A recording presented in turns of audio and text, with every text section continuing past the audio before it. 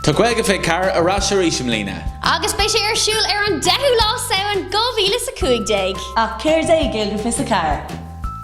Sin aimetá Gaeilge fé car ná daoine óga a spreige chun leabhart as Gaeilge amháin ar fá fé car óra cléig.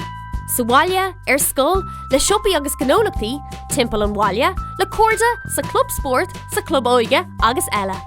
Tá Gaeilge fé car ar siúl le ceithre bliana anuas. Bhí níos mó scoil na Portagal gach bliain agus is brá leis na dultaí an dúláán.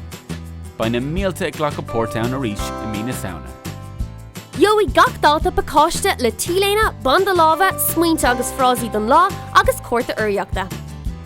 Tá de géirí ar gach dáta €10 nó 8 punt a bhhailú leis na costa sa clúdú. Tuair for gach brabús do catharnacht chunar na Gaeilge chun taú le curcan cín na Gaeilge ar fud na héireann. Seolamid an pacáiste chuig an scoil seachtain ribh an dúláán. Mar sin, céir gur féidir linne dhéanamh ar an lá. Seo rainn smuointe ó scoilna a bhí Portach linne nuirí.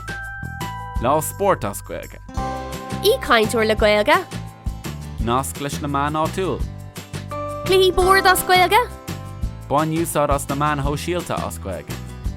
Thur scola as Gaeilge. Céilí agus lá Gaeilge sa scoil. Agus déon cínta go nglachan na múntairí ar fád Port sa dúláán. Tuilleadh eolas ag www.cnag.ie/Gaeilge fé car. Ach níl le cúpla lá fáca le clárú. Bígí linn don dúláán is mó a riamh ar son na Gaeilge.